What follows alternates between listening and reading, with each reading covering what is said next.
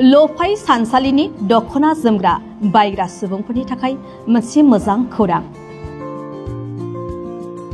लफाय सानसालिनि दखना जोमग्रा बायग्रा सुबुंफोरनि थाखाय मोनसे मोजां खौरां। बे मोजां खौरांखौ नोंथांमोननि सिगाङाव लानानै फैदों लफाय सानसालिनि बिगोमा मिताली बसुमतारिया। लफाय सानसालिनि दखना जोमग्रा बायग्रा सुबुंफोरनि सुबिदाखौ नोजोर लाखिनानै लफाय सानसालिनि बिगोमाया गसाइगाव सहरावनो गोदानै लफाय सानसालि मुंनि गंसे दखना गला बेखेवबाय।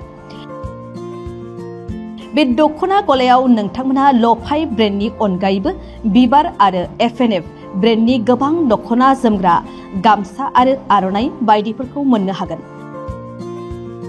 बेनिखायनो गासैबो रायजो राजाफोरखौ बे दखना गलायाव फैनानै बायफैनो खावलायहरदों लफायनि बिगोमा मिताली आरो बिबार ब्रेन्डनि बिगोमा फुजि बसुमतारिया। माने सिगां एक्चुअली न' सिङावमोन नालाय तो आउटलेटखौ आं दा बाहेराव लाबोबाय दा कास्टमारनि माने सुबिदानि थाखाय गसाइगाव मेइन बाजार टाउन कमिटि बिल्डिंआव फार्स्ट फ्लोराव डाइरेक्ट मेइन बाजारावनो लकेशनाबो मोजां जागोन दा बयनि थाखायबो न' सिङाव एसे प्रब्लेम जाखायो नालाय आउटलेटा बेयाव लाबोबाय तो गासिबो स्टकफोरा दा थाखागोन गासिबो जिनिसफोरखौ मोनजोबगोन पाटनि दखना इन्दि मुगा आरो पटमिनियाथ' थाखाबाय प्रिमियाम क्वालिटी कटननि गासिबो माने मोनगोन गासिबो हलसेलबो मोनगोन रिटेलबो मोनगोन गासिबो मोनजोबगोन बेयाव आरो माने स्टकफोरा सिगां न' सिङाव नालाय थाखाया जिनिसफोरा न' सिङाव सोर फैगोन सोर फैया बिदिबो खोथाफोर थायो नालाय किन्तु बेयाव माने अलवेज स्टकफोरा थाखागोन आरो अलवेज एनि टाइम आरो गासिबो जिनिसफोरखौ एभेलेबल जों बानायगोन खालामगोन कास्टमारनि डिमान्डनि हिसाबाव। दा नोंथाङा लफायनि अनार जानानै लफायाव मा डिजाइन गोदान ओंखारदों? गोदान डिजाइन माने बेनो बे मोनसे पइन्ट एक्चुअली जोंना डिजाइनफोरा बिराद डुप्लिकेट जायो थाब तो ओंखायनो आउटलेटखौ बाहेराव ओंखायनो आं लाबोनाय जादों आरोखि माने अनलाइनाव हगारोबा जोंहा बिराद थाब डुप्लिकेट जायो। जों जुदि गांसे सेट हराव ओंखारोबा मालाय बाहेरानिफ्राय हारसाफोरनिफ्राय हाजार पिस माने हाबखायो आरोखि बाजाराव ओंखारखायो बे बिराद प्रब्लेमाव दङ जों बिबार लफाय FNF बयबो डुप्लिकेटनि थाखाय जोंना बिजनेसा बिराद प्रब्लेम जादों दा तो ओंखायनो माने जोंनाव बेयाव गोदान डिजाइन मोनसे बिराद खस्थ' खालामनानै जों मोनसे डिजाइन दिहुनखायो कालार कम्बिनेसन मिलायखायो लकाल हरावनो डुप्लिकेट बे मोनसे बिराद गिदिर फेक्टराव जों गोलैनानै दङ ब्रेन्डफोरा तो ओंखायनो माने आनकमन माखासे डिजाइन क्रिएटिभिटी माखासे थायो नालाय हर सान साननानै माबा मोनसे साननानै दिहुनो खस्थ' खालामनानै मालायफोरासो माने हाजार पिस दिहुननानै लाबफोरा बिसोरसो मोनजोबखायो बिराद दुखु मोनो आरो बेखौ नुबालाय जाखायो उफाय गैला मा खालामबावनो। नोंथांमोननि ब्रेन्डखौहाय डुप्लिकेट दिहुनग्राफोरनिखौहाय नोंथाङा मा बुंनो हास्थायो?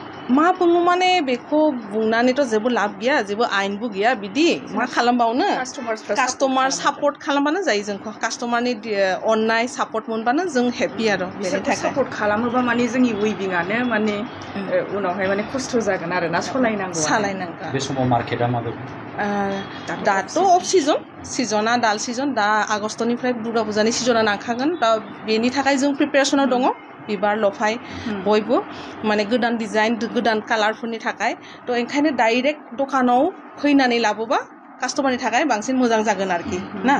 नोंथांनि दखानाव मा ब्रेन्डनि सि मोनगोन? दा FNFआथ' न' खाथियावनो थाबाय नालाय ओंखायनो बेयाव बिबार आरो लफाय एभेलेबल थागोन आंनि दखानाव बिबारबो थागोन लफायबो मोनगोन दा माइदि बिदन गासिबो थागोन आरोखि लकेल दखनाफोरखौ लकेल दानायफोरा आर'नाइ गामसा गासिबो थागोन आरो बेनो आरोखि फुजानि थाखाय जों प्रिपेरेसनाव दङ गोदान डिजाइननि थाखाय तो ओंखायनो अनलाइनाव आं बारा माने सुवाप खालामा ना नेक्स्ट दखानावनो फैदो बयबो। Thank you.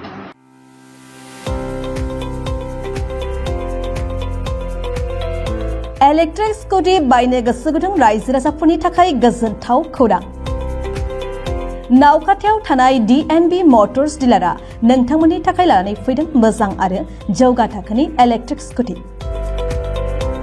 नोंथाङा नावखाथियाव फैनानै नोंथांनि गोसो बायदि बुमि अट'मबाइल कम्पानिनि इलेक्ट्रिक स्कुटिखौ बाङाय बेसेनावनो लांफैनो हागोन। तामुलपुर जिल्लानि सिङाव थानाय गड़ेश्वर आरो बगामाटी थांग्रा लामायाव थानाय नावकाटा सकआव दं भूमि अट'मबाइल कम्पानिनि इलेक्ट्रिक स्कुटिनि श'रुम। नोंथांमोना बे श'रुमाव भूमि अट'मबाइलनि गुबुन गुबुन मडेलफोरनि इलेक्ट्रिक स्कुटिखौ खम बेसेनावनो मोननो हागोन। बिटिआरजों लोगोसे सा सानजा भारतनि गेजेरावनो गिबिसिन सौफैनाय DNB मटर्स श'रुमाव मोनद' मडेलनि इलेक्ट्रिक स्कुटिफोर जेरै ग्रेस, फायर एक्स प्र, पावार TCL, फायर एक्स प्लास, ग्रीन भेक्टरि, सेलडन आरो राइडेन मडेलनि इलेक्ट्रिक स्कुटिफोरखौ मोननो हागोन।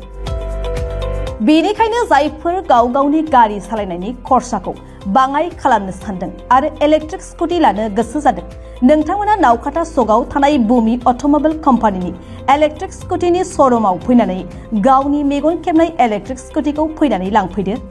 नङाब्ला बांसिन रोखायै मिन्थिनो थाखाय 7002492305 8822328098 आरो 9127429031 मबाइल नम्बराव फोनांजाब खालामदो।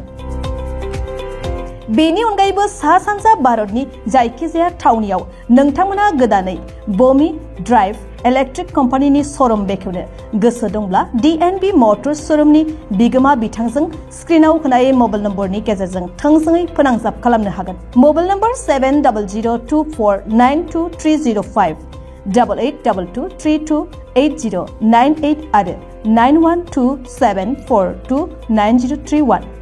बेनि अनगायैबो नोंथांमोना DNB मटर्स श'रुमाव गासैबो इलेक्ट्रिक स्कुटिनि जायखिजाया गोनां बेसादफोर एबा पार्ट्सफोरखौबो मोननो हागोन।